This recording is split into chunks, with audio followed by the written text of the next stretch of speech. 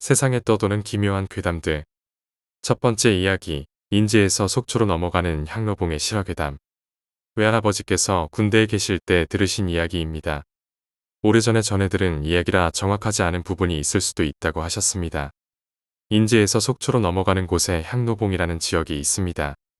그곳에는 1차선 도로가 있었는데 도로가 좁아 양쪽에서 차량이 동시에 지나가면 사고의 위험이 높았습니다.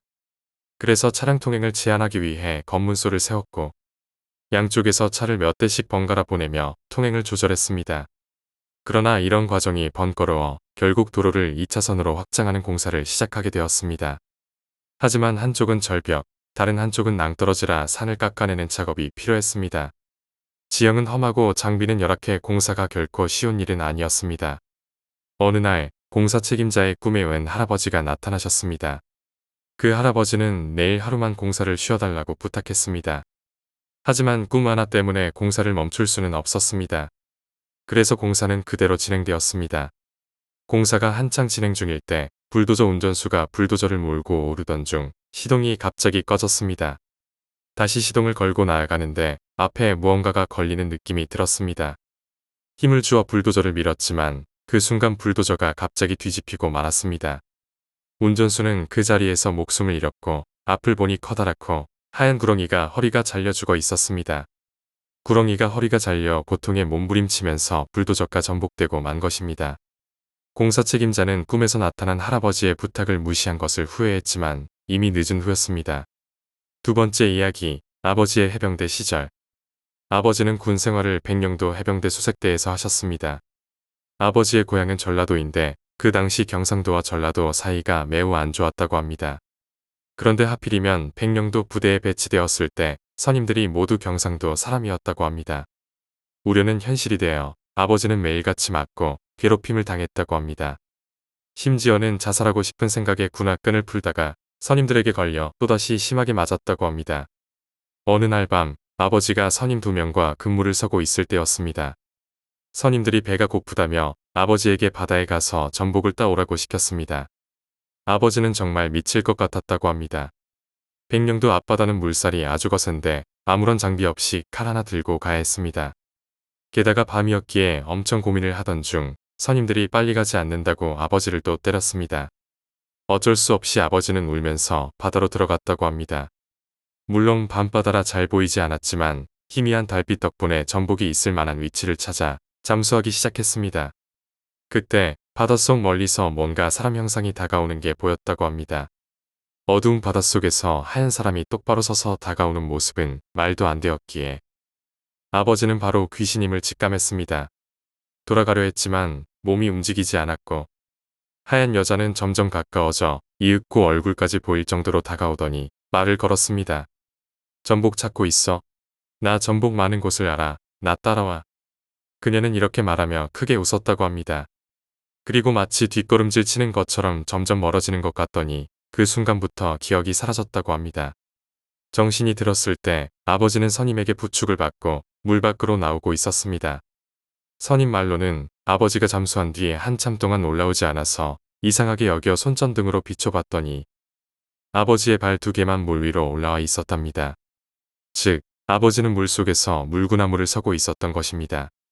선임들이 그걸 보고 구하려 들어온 것이었습니다. 그 일 이후 아버지는 선임들에게 자신이 본 것을 이야기했고 선임들은 그 후로 아버지에게 무모한 일을 시키지도 않았고 괴롭히는 일도 줄었다고 합니다. 어머니의 초등학교 운동회. 저희 어머니는 강원도에 고향이 있으며 백담사가 있는 곳 근처에서 자랐습니다. 외할아버지도 계셨고 가난했지만 굶지는 않았다고 합니다. 초등학생 시절 운동회를 앞두고 운동회 경기 연습을 마친 후 어머니는 단짝 친구와 함께 집으로 가다가 헤어졌습니다. 그런데 다음 날 학교에 가니 그 친구가 도로에서 군용차에 치여 세상을 떠났다는 소식을 들었습니다. 어머니는 그때 매우 슬퍼했지만 어린 마음에 얼마 지나지 않아 다시 운동회 생각에 빠졌다고 합니다. 운동회 당일 어머니와 외할머니, 어머니의 형제들은 학교로 갔지만 외할아버지는 할 일이 있다며 뒤따라 간다고 하셨고 늦게 출발하셨다고 합니다.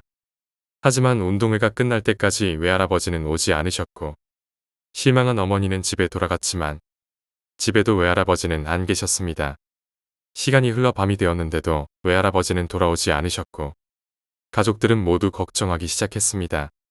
새벽 1시쯤 누군가가 문을 두드리며 열어달라고 소리쳐서 가보니 외할아버지였습니다. 외할아버지를 본 어머니와 가족들은 깜짝 놀랐습니다. 외할아버지는 옷이 다 찢어지고 피범벅이 되어 집에 돌아오신 것이었습니다. 집에 돌아오신 외할아버지는 영숙이 라고 계속 중얼거리다가 쓰러지셨습니다. 영숙이는 차에 치여 세상을 떠난 어머니의 단짝 친구였습니다. 다음 날 정신을 차린 외할아버지는 산에서 있었던 일을 가족에게 이야기해 주셨습니다. 그날 외할아버지는 약초를 정리하고 학교에 가려 했는데 늦지 않으려고 산을 가로질러 가기로 하셨답니다. 당시 산길은 조성되지 않아 위험했고 흉흉한 소문도 많아 사람들이 잘 다니지 않았지만 신만이었던 외할아버지는 산을 잘 타시기에 그 길을 선택하신 것이었습니다. 그러다 어떤 바위 위에 어떤 여자아이가 앉아 있었는데 가까이서 보니 얼마 전에 세상을 떠난 어머니의 친구 영숙이었다고 합니다. 놀란 외할아버지가 뒤돌아서려 했는데 영숙이가 나도 운동을 못 갔는데 어디가? 라며 화를 냈다고 합니다. 놀란 외할아버지는 도망치려 했으나 산에서 빠져나갈 수가 없었다고 합니다. 그렇게 깊은 산도 아니고 자주 오던 산이었지만 아무리 벗어나려 해도 길이 나오지 않았고 이윽고 밤이 되었습니다. 외할아버지는 자신이 귀신에 홀렸음을 깨닫고 그 마을에서 도깨비에게 홀렸을 때 외우던 주문을 반복하며 길을 찾기 시작했습니다. 마침내 도로가 보였고 외할아버지가 도로로 들어서는 순간 뒤에서 영숙이가 얼굴만 내밀며 말했습니다. 어디 가는데? 외할아버지는 죽을 힘을 다해 집으로 달려왔고 그 후 마을 무당에게 제사를 받으셨습니다. 어머니가 초등학생이던 시절 외할아버지는 약초를 캐다 산에서 미끄러져 세상을 떠나셨습니다. 어머니의 꿈속에서 어머니가 중학생이었을 때 마을의 한 아주머니가 돌아가셨습니다. 그 아주머니는 어머니를 예뻐해 주셨고 집에도 자주 놀러 오셨다고 합니다. 그분의 제사를 지내고 집으로 돌아와 잠든 어머니는 꿈을 꾸었습니다. 꿈속에서 어머니는 동네에 서 있었고 길목에 그 아주머니가 서 계셨습니다. 아주머니가 이리 오라는 듯 손짓을 하셨고 어머니는 반가운 마음에 아주머니에게 달려가려고 했습니다. 그 순간 누군가가 어깨를 잡고 뒤로 내던졌습니다. 놀라서 돌아보니 외할아버지가 어머니를 노려보며 말씀하셨습니다. 내가 갈 곳이 아니다. 꿈속이었지만 외할아버지의 목소리는 아주 우렁차고 컸습니다. 외할아버지는 아주머니에게 다가가 손을 잡고는 어딘가로 사라지셨고 어머니는 잠에서 깨어났습니다. 이 이야기를 들은 외할머니는 돌아가신 외할아버지가 어머니를 지켜주신 거라며 슬퍼하셨습니다. 세 번째 이야기, 울산 바닷가. 99학번이던 당시 2000년도 초가을 우리는 울산 주점 바닷가로 MT를 떠났습니다. 날씨는 쾌청했고 바닷바람은 시원했습니다. 바다에 도착한 우리는 일부는 음식을 먹고 일부는 그냥 종아리 깊이의 물에서 물을 튀기며 놀고 있었죠. 바닥이 자갈로 되어 있어서 느낌이 새롭더라고요. 그런데 한순간에 모든 것이 뒤바뀌었습니다. 종아리 깊이의 물가에서 물장난 치던 사람들에게 갑자기 키 높이만 한 큰 파도가 몰아친 겁니다. 저도 그중 하나였고요. 주점 바닷가는 해운대나 광안리에 익숙한 부산 사람들에게 생소했던 것도 사건을 키운 이유 중 하나였죠. 첫 번째 이유는 깊이였습니다. 그곳은 급격히 깊어집니다. 7m 정도만 앞으로 나가면 수심이 벌써 1.8m를 넘거든요. 두 번째는 자갈이었습니다. 모래사장과 달리 사람이 쉽게 넘어지게 만들고 일어서기는 더 어렵게 만듭니다. 그런 상황에서 키높이의 파도를 맞은 10명가량의 사람들은 바다로 쓸려가게 되었죠. 저는 넘어진 상태에서 악착같이 자갈을 파내며 기어 올라왔습니다. 오른손에 미역 같은 게 휘감겨서 당겨보니 같은 과 여학생의 머리카락이었습니다. 아마도 둘이 얽힌 데다 넘어지면서 자갈을 꽉 붙잡아 딸려가지 않은 것 같더라고요. 그렇게 자갈을 파헤치며 기어 올라오자 저처럼 기어 올라온 사람들이 여럿 보였습니다. 그제야 주변이 보였습니다. 갑자기 흐려진 하늘과 거세진 바다. 자갈을 긁혀서 다 깨진 왼손 손톱과 오른손에 휘감긴 여학생의 머리카락을 풀며 바다를 바라보니 아직도 동기와 선배 3명이 허우적대고 있었습니다. 무언가 구해주고 싶었지만 아무도 바다에 들어갈 수 없었습니다. 주변 횟집에서 배를 빌리겠다고 나선 학생회 임원들의 노력도 헛수고였죠. 결국 그날 주점 바다는 4명의 젊은 생명을 받아 속으로 끌고 가버렸습니다. 그 이후로 저는 자갈로 된 바다에는 들어가지 않습니다. 그리고 그날의 사건은 저에게 더 오싹한 기억을 남겼습니다. 그날 죽은 4명은 모두 집안의 장남이었습니다. 저처럼요. 마치 괴담집에나 나올 법한 저의 경험입니다. 네 번째 이야기, 야산. 일요일 저녁, 오랜만에 가족들과 외식을 하며 맥주를 조금 마셨습니다. 집에 돌아오니 밤 10시쯤 되었고 피곤한 몸을 침대에 누이자마자 잠이 들었습니다. 조금 차가운 느낌에 잠이 깼습니다. 시간을 보니 새벽 6시가 조금 안 된 시간이었죠. 창문을 열어놓고 잠이 들어 방 안이 냉기로 가득 찼고 무척 추웠습니다. 창문을 닫고 보일러 온도를 높인 뒤 다시 잠들었습니다. 그때 꿈을 꾸었습니다. 꿈속에서 저는 삽을 들고 작은 산을 열심히 파고 있었습니다. 산이라기보다는 조그마한 야산 같은 곳이었고 주변에는 사람들이 있었습니다. 그들은 마치 놀러온 듯한 분위기였고 다들 산만해 보였습니다. 그런데 저는 혼자 묘하게도 한 곳만 집중적으로 땅을 파고 있었습니다. 주변의 작은 묘목들과 풍경이 확실히 기억에 남을 만큼 생생했습니다. 야산의 왼쪽 옆에는 낡은 건물이 한 채 보였고 누군가 야산을 개간해 층계가 지어져 있었습니다. 제가 계속 땅을 파다 보니의 허리 정도까지 깊이 파게 된 것 같았습니다. 그때 삽에 무언가 걸려 확 들어 올렸는데 거의 썩은 사람의 시체가 딸려 나왔습니다. 긴 머리를 보니 여성 시체 같았습니다. 놀라서 비명을 지르며 깨어났고 온몸에 식은땀이 흐르고 있었습니다.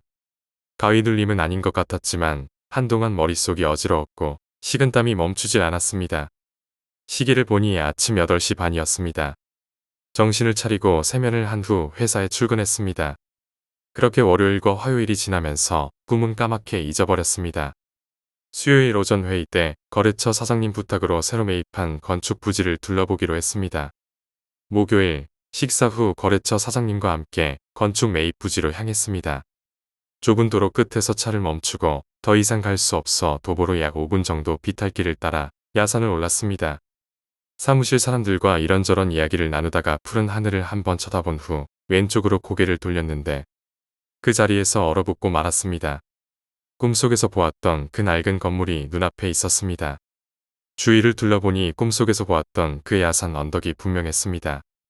숨을 몰아쉬며 제가 꿈속에서 땅을 파던 장소를 찾았습니다. 야산 중간쯤에서 모든 것이 정지된 듯한 기분이 들었습니다. 제가 땅을 파던 그곳에 삽이 하나 꽂혀 있었습니다. 그리고 그 삽은 꿈속에서 제가 잡고 있던 삽과 똑같았습니다. 손잡이에 튀어나온 목까지도 꿈에서 본 삽과 똑같았습니다. 저는 그 자리에서 빨리 벗어나고 싶어서 간단히 이야기만 듣고 도망치듯 나왔습니다. 정말 악몽 같은 목요일이었습니다. 더는 생각하고 싶지 않습니다. 5번째 이야기, 구렁이.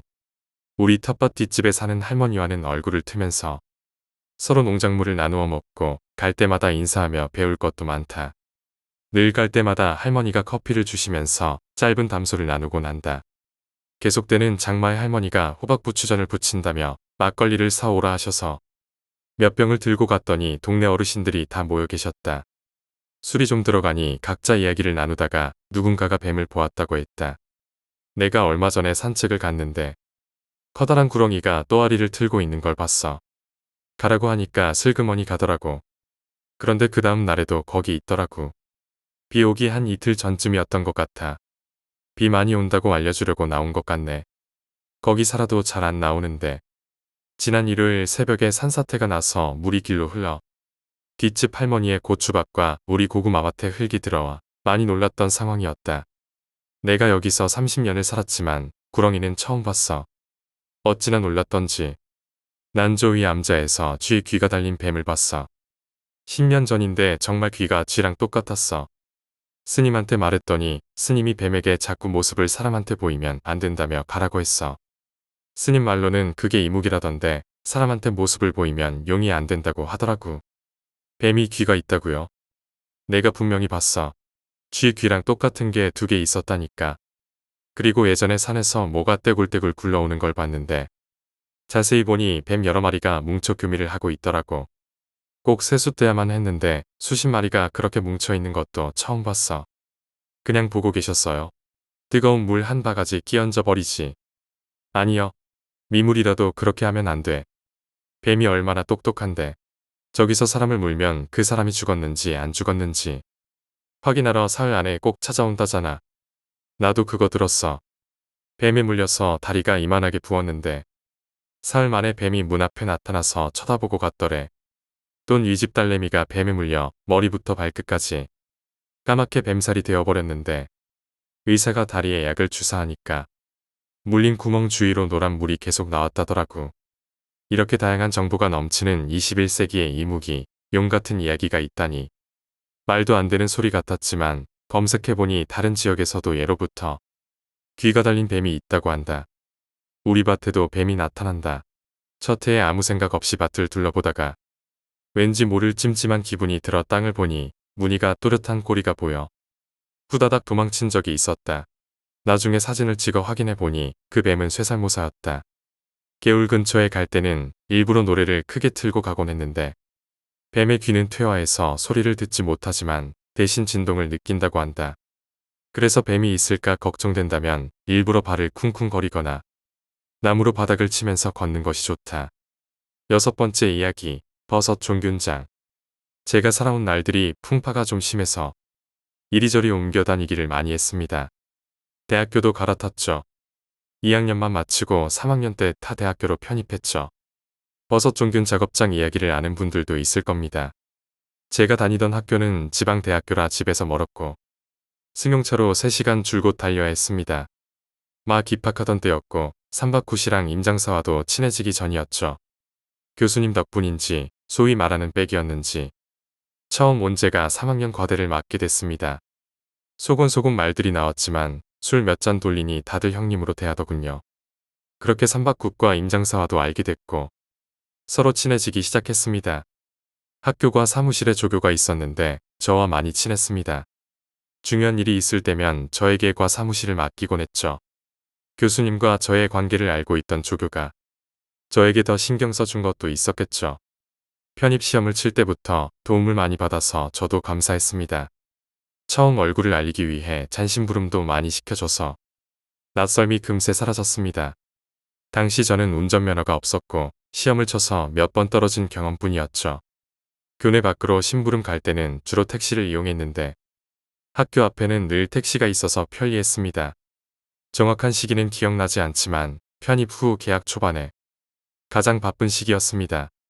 저는 기숙사 생활을 했고 주말마다 집에 올라갔습니다. 그날도 금요일이라 짐을 챙겨 집으로 가려던 중이었습니다. 삼박굿이 찾아와 삼겹살에 소주 한잔 하자고 하더군요. 아직 서먹한 때라 거절하기가 애매했습니다. 저녁에 버스를 타고 가려던 계획이었는데 이번 주말은 그냥 삼박굿과 놀기로 했습니다. 삼박굿이 형, 그러지 말고 한잔해요. 라고 말하는데 마침 조교 부탁도 있어서 꼭 가야 했지만 어쩔 수 없이 그날 술을 마시고 다음 날 가기로 했습니다.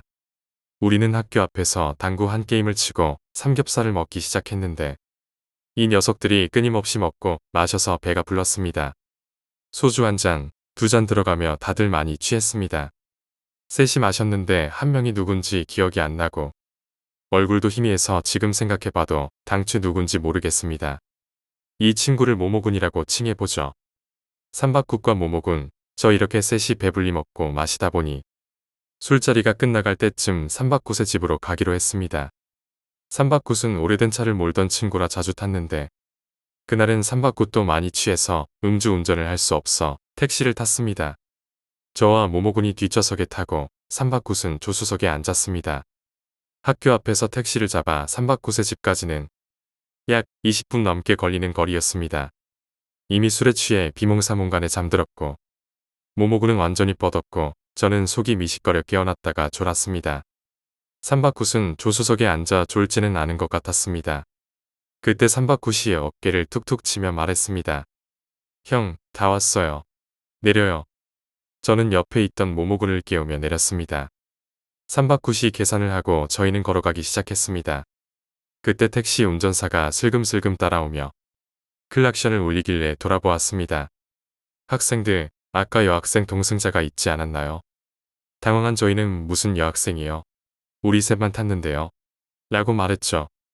택시기사는 무슨 소리야. 여학생이 분명히 더 탔는데. 라고 하며 저와 모모군 사이에 여학생이 앉아 있었다고 했습니다. 처음엔 같은 일행이라 생각했지만 도착해서 내릴 때 보니 여학생이 사라져 이상해서 물어본 거라더군요.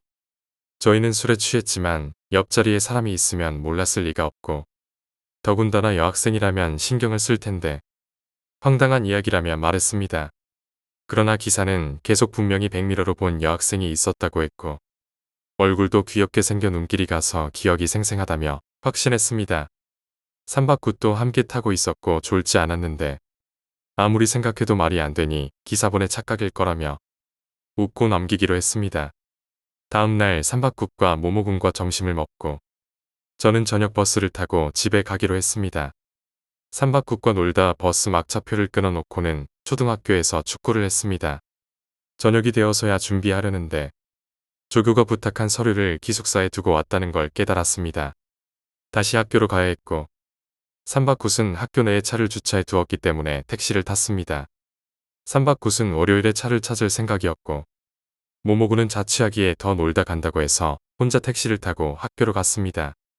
학교에 가는 길은 20분이 걸렸고 급하게 택시를 타자마자 기사님께 빠르게 가달라고 부탁했습니다. 택시는 한참 달리다 중간에 어두운 고개를 넘던 중이었습니다. 시간에 쫓긴 탓인지 출발할 때부터 신호가 오더니 이내 참을 수 없게 되어 기사님께 말씀드리고 차를 세우고 볼일을 보고 돌아왔습니다. 아저씨, 빨리 가요. 아니, 동승하신 분이 아직 안 타셨는데요. 저 혼자인데 무슨 동승이요? 기사는 제가 택시를 탈 때 뒤에 여성이 함께 탔다고 했고 제가 볼일을 볼 때 여성이 내려 따라간 것 같다고 했습니다.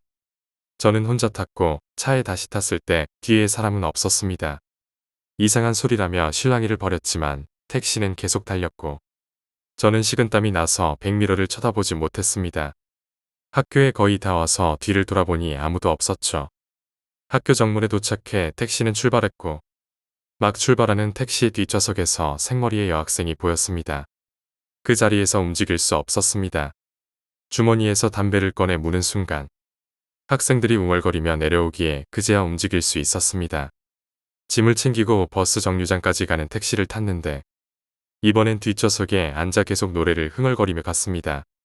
다행히 별일 없이 막차를 탔지만 버스에선 다른 승객들로 인해 긴장하며 3시간을 보냈습니다. 집에 와서 어머니께 이야기했더니 소금을 뿌리고 들어오라더군요. 그 후 학교 생활을 하며 택시를 다시 탈 일이 있었지만 더 이상 그런 경험은 없었습니다. 후에 들은 이야기로는 학교 앞에서 입학식 날 교통사고를 당한 여학생이 있었고 그 후 입학 시즌마다 그 여학생을 목격한 이야기가 나온다고 했습니다. 그 이야기를 들었을 때 선배들은 이미 알고 있더군요. 학교마다 괴담이 하나씩 있지만 직접 겪으니 소름이 돋았습니다. 7번째 이야기, 필리핀 괴담. 2014년부터 2015년까지 저는 가족과 함께 필리핀에서 살았습니다. 풀옵션으로 되어 있는 2층짜리 주택을 월세로 구해 살았지요. 집도 깔끔하고 정원도 잘 관리되어 있어서 참 좋았습니다. 와이프가 편하게 지내도록 일하는 분을 한 분 구했습니다. 50세가 넘으신 메이드 분이셨는데 일도 잘하시고 아주 친절하셔서 와이프와 저는 사람을 잘 구했다고 좋아했습니다. 저희는 1층에서 거주하고 2층에는 방이 2개 있었는데 하나는 창고로 사용하고 나머지 하나는 메이드분이 쓰시게 했습니다. 그런데 한 2주 정도 지나자 메이드분이 일을 못하겠다고 하시는 겁니다. 저희가 불편하게 해드린 게 있냐고 여쭈어 보았고 일을 계속해 주셨으면 좋겠다고 말씀드리며 급여도 올려드리겠다고 했습니다. 그런데도 한사코 거절하시면서 몸이 아파서 일을 못하시겠다고 하셨습니다. 어쩔 수 없이 새 메이드를 구했는데 새로 오신 분이 한 3일이 지나자 2층이 아닌 1층 거실에서 자고 싶다고 하시더군요. 왜 그러냐고 묻자 밤 12시가 지나 소변이 마려워 1층 화장실에 다녀오고 계단을 올라갔는데 자기 방문이 잠겨 있더랍니다. 그래서 할 수 없이 거실에서 잤는데 다음 날 낮에 올라가 보니 문이 열려 있었다고 했습니다. 또한 한기가 느껴지고 무서워서 못 자겠다고 하셨습니다. 2층에는 에어컨이 없었고 필리핀의 밤은 낮에 복사열 때문에 숨이 막히는 날씨였습니다. 그런데 이상하게 그 방만 들어가면 서늘한 느낌이 들더군요. 저는 겁도 없고 귀신 같은 건 믿지 않는 편입니다. 공포영화를 봐도 별 감흥이 없는 편이었지요. 하지만 이상하게 그 방만 들어가면 서늘해지고 온몸에 털이 곤두서는 듯한 느낌이 들었습니다. 그러나 별 대수롭지 않게 생각했지요. 그러던 어느 날 4살 된 저희 아들이 자기 전에 불을 끄고 누워 양손을 공중으로 휘젓는 모습을 자주 보았습니다. 그것 역시 대수롭지 않게 여겼고 옛날 이야기나 자장가를 불러주면 잘 잤으니까요. 어느 날 새벽 1시가 지날 무렵 이상한 소리가 들렸습니다. 통, 통, 통. 와이프가 겁에 질려 나가 보라길래 방문을 열고 나가서 불을 켜보니 2층 계단 아래 저희 아들이 가지고 노는 축구공이 떨어져 있더군요. 계단이 나무로 되어 있어 소리가 더 컸습니다. 2층에 올라가 보니 아무도 없었고 저는 고양이가 창문을 타고 들어온 것이라며 별 대수롭지 않게 생각하고 잠들었습니다. 그러고 나서 약 3일 뒤 또다시 새벽 1시쯤 통, 통, 통 소리가 들렸습니다. 이번에는 약간 짜증이 나서 이놈의 고양이들 하며 공을 주워 2층으로 올라갔는데 순간 등골이 오싹해졌습니다. 전에 제가 분명히 공을 박스에 넣어둔 걸로 기억했는데 누가 꺼낸 것인지 이상했습니다. 그날은 그냥 공을 들고 내려와 1층 문 밖에 놓아두고 잠들었습니다. 그 후 별다른 일 없이 몇 주가 흘렀습니다. 어느 날 저희 집에 장모님과 새로 오신 메이드분이 오셨고 와이프와 장모님, 전 메이드분과 새 메이드분이 심각하게 대화를 나누고 계셨습니다. 와이프를 통해 이야기를 들으니 전 메이드분이 그만둔 이유가 몸이 아파서가 아니라 이 집에 귀신이 있다는 확신이 들어 무서워서 그만두신 거였습니다. 장모님께서는 내일부터 일주일 동안 귀신을 쫓는 의식을 하겠다며 성당에 가서 성수를 얻어오셨습니다. 그 다음 날부터 장모님은 철판 쓰레받기에 숲을 피워 연기를 내시며 성수를 뿌리고 집 구석구석을 돌아다니셨습니다. 그런데 이틀째 되던 날 동네 할머니 한 분이 오시더니 그만두라고 말리셨습니다. 그 아이는 불쌍한 아이라며 해를 끼치지 않으니 부탁한다고 하셨지요. 할머니 말씀으로는 그 아이가 줄리엣이라는 이름의 여자아이 귀신인데 이 동네에 아이가 새로 이사 오면 항상 그 집에 나타난다고 하셨습니다.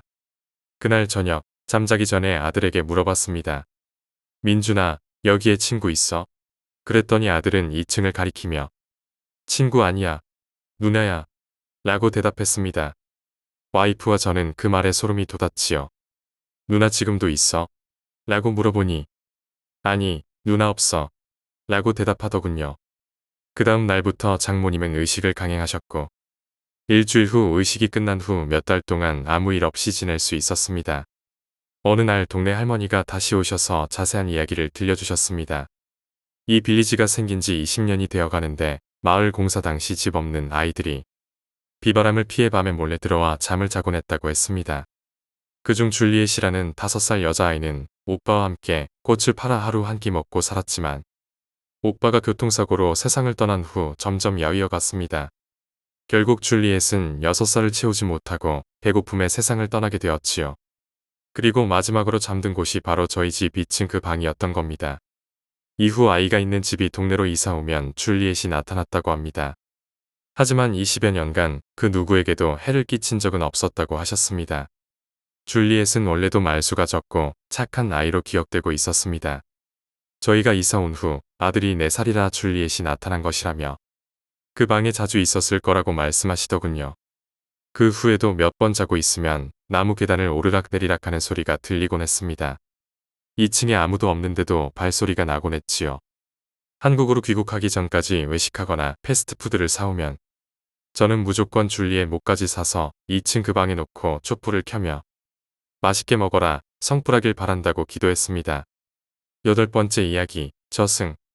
다시 한번 휘파람을 불었고 잠이 오려는 찰나 꿈인지 생시인지 모르게 휘파람 소리가 들렸다. 깜짝 놀라 눈을 떠보니 방 안은 환했다. 이상하네, 안 껐나? 다시 한번 휘파람을 불고 잠을 청했다. 잠이 들려는 찰나 누군가 거실 쪽에서 휘파람을 부는 듯했다. 또다시 방 안은 불이 켜져 있었다. 고장났나? 슬슬 짜증과 피곤함, 그리고 알 수 없는 음산함의 등골에 전율이 느껴졌다. 다시 잠을 청했다. 이번에는 잠들기도 전에 문 앞에서 2번의 휘파람 소리가 분명히 들렸다. 마치 종달새가 우는 듯한 소리였다. 내 휘파람 소리와는 사뭇 달랐다. 어린아이들이 불어대는 듯한 소리랄까. 불이 켜짐과 동시에 깜짝 놀라 자리를 박차고 거실로 향했다. 아무도 없었다. 당연하지. 다음 달 결혼 때문에 출가하여 아파트를 얻어 혼자 생활 중이니까. 거실에는 얼마 전 프로포즈에 응답한 여친의 혼수품들이 아직 풀지도 못한 채 여기저기 쌓여 있었다. 냉장고에서 캔맥주 하나를 꺼내 시원하게 들이키며 리모컨으로 TV를 켰다. 리모컨의 전자음과 동시에 내 방에서 가늘게 휘파람 소리가 들렸다. 점점 몰려오는 공포감. 방 안이 어두웠다 환했다를 반복하며 나이트 불빛처럼 번쩍이는 것 같았다. 순간 멘붕이 되어 어찌할 바를 모르고 손에 든 캔맥주만 만지작거리고 있었다. 그러고 보니 며칠 전 갑작스러운 교통사고로 세상을 떠난 민규가 생각났다. 한 달 전 이사할 때 함께 짐을 나르고 이곳저곳 손도 봐주며 특별히 결혼 선물이라며 손수 달아준 센서등이었다.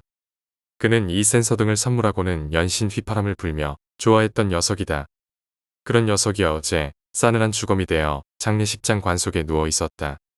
민규는 오토바이를 좋아해서 특히 팔당대교를 지나 6번 국도를 달리는 것을 즐겼다. 가끔 근처 봉주르라는 야외 레스토랑에서 병맥 한 잔과 식사를 하곤 했다. 그가 사망한 날 비가 부슬부슬 내렸고 그날도 6번 국도를 달리던 중 빗길에 미끄러져 가로수에 부딪혀 즉사했다고 경찰이 전했다. 슬슬 공포감이 짜증으로 바뀌었다. 어느새 나는 내 방 문 앞에 다가가 있었다. 천천히 열면 더 힘들고 떨릴 것 같아 소리치며 문을 박차고 열었다. 방 안은 언제 그랬냐는 듯 조용했다. 잠시 망설이다가 거실에서 잘까 방에서 잘까 고민했다.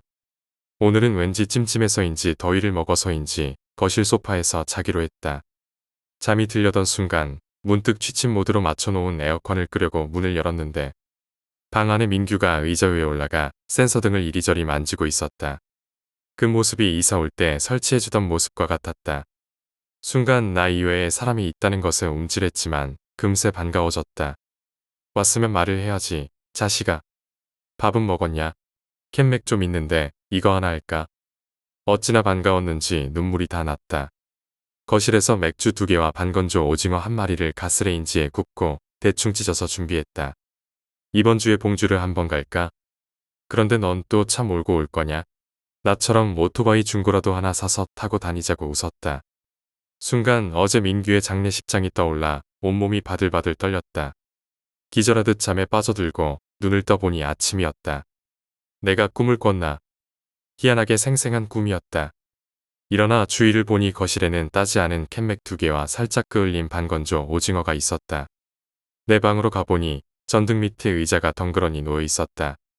그가 나를 보고 싶어서 저승 가기 전 한번 들른 거구나. 아직도 꿈이었는지 생시였는지 모르겠지만 반갑기도 하고 순간 모든 걸 잊고 고마운 마음이 들었다. 중막 5였던 친구와 함께 학교 생활하고 여행 다녔던 때의 기분을 다시 느낀 순간이었다.